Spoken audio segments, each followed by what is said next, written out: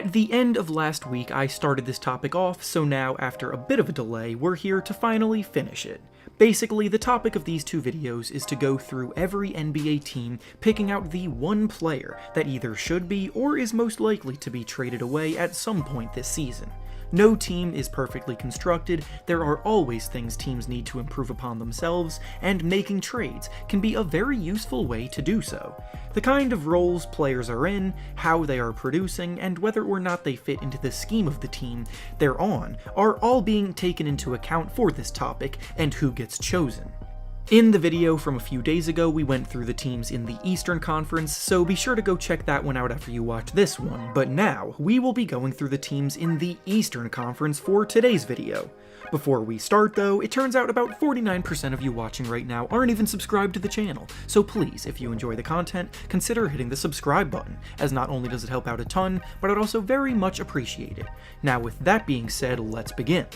Going in alphabetical order, we'll start with the Dallas Mavericks, and the player they're most likely to trade is Kristaps Porzingis. Porzingis has seen his name in trade rumors ever since the end of last season because he just isn't playing up to the level that the team expected from him when they acquired him to be Luka Doncic's number 2 option. The priority for the Mavericks needs to be getting a player that can legitimately take some of the offensive load off of Luka Doncic's shoulders, and Porzingis just doesn't do that on a regular enough basis. Next up is the Denver Nuggets, and the player they're most likely to trade is Bol Bol. It's got to be frustrating to be in Bol Bol's situation right now because he's now in his 3rd season as a pro, and you can't say he's ever been given a real chance in Denver.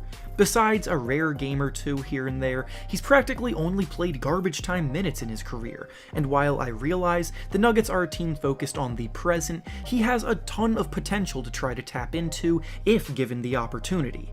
It's definitely in everyone's best interest to trade him so the team can get something that will help them more right now, while Bol can get a fresh start elsewhere to hopefully work his way into a rotation.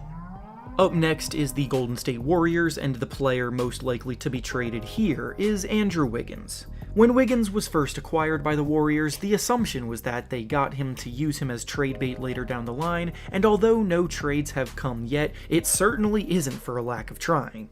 Every time a good player finds himself in trade rumors, the Warriors find themselves linked to them by offering packages including Wiggins in them, and that's not going to stop anytime soon either. Up next, we have the Houston Rockets, and the player they're going to look to trade this year is John Wall. Most people probably forgot about John Wall because of the fact that he isn't playing right now, but before the season started, he and the organization came to an agreement that he doesn't fit their timeline anymore, and they would work together to find John Wall a new team. The problem with this, though, is that Wall has one of the least desirable contracts in the league right now, and he isn't close to being the player that he once was. Eventually, I do believe a deal will be made, it just won't be that easy to find. Next up is the Los Angeles Clippers, and the player they could look to trade is Eric Bledsoe. I made it clear in the offseason that I wasn't the biggest fan of Bledsoe's fit on the Clippers, and so far, he has played poorly with the team. He has started every game for them so far this year, but statistically the Clippers are a whopping 28 points better with him on the bench, which is an astounding number for a player in the starting lineup. His value may not be that high right now, but it's for the best to look elsewhere to try to salvage something for him. Next up is the Los Angeles Lakers, and the player they should look to trade very well could end up being Russell Westbrook.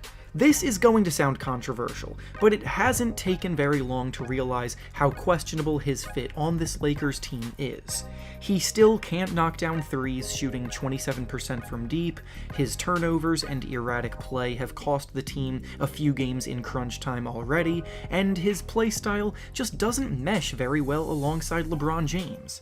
The Lakers will do whatever is best for the team's title contention, and if that means moving on from Westbrook at the trade deadline, I wouldn't count it out.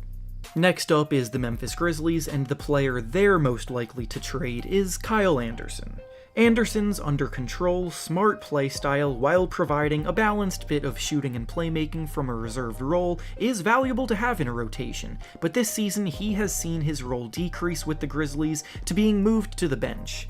He's found himself in trade rumors dating back to last year, so this isn't necessarily new, and if a decent offer comes around for the team, they could see him as expendable. Up next, we have the Minnesota Timberwolves, and the player they could likely end up trading is Malik Beasley. After a big breakout season last year, Beasley's had quite a rough start to the season scoring the ball, seeing his scoring average get cut in half while shooting pretty poorly from the field and being relegated to a bench player. The Timberwolves have a lot of shot creation on the team already, so Beasley's skill set is somewhat repetitive, and he's easily the most expendable of their role players, so he could end up being used to bring in something that addresses more of their weaknesses.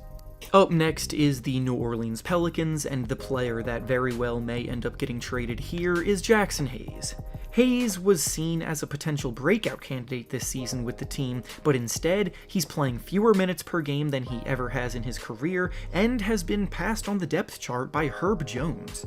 Hayes was a lottery pick 3 years ago, but just hasn't quite lived up to the hype, so if the Pelicans are starting to lose their patience with him and his development, he could end up getting moved elsewhere. Next up is the Oklahoma City Thunder, and the player they could end up trading is Mike Muscala. Muscala is a veteran stretch big man that provides solid perimeter shooting and production off the bench for a team that's way too young and inexperienced to capitalize on it. He doesn't exactly fit the Thunder's timeline, so he's likely going to be sought after by other teams at the trade deadline because stretch fours are always valued on the market. Next up is the Phoenix Suns, and the player they will look to trade is Jalen Smith. Jalen Smith was a top 10 pick 2 years ago, but the Suns seem to already be giving up on him. They have no room in their rotation for him, and they already chose not to use their team option to bring him back next season, meaning that he's hitting free agency after just 2 years with the team. Instead of letting him walk in free agency, they will probably look to trade him away to salvage some kind of value for him, but essentially, the Suns are admitting that he was a bust of a pick. Up next is the Portland Trail Blazers, and the player they will look to trade eventually, I think, is Damian Lillard. Again, this is incredibly bold to say, but the entire situation in Portland just seems like a ticking time bomb.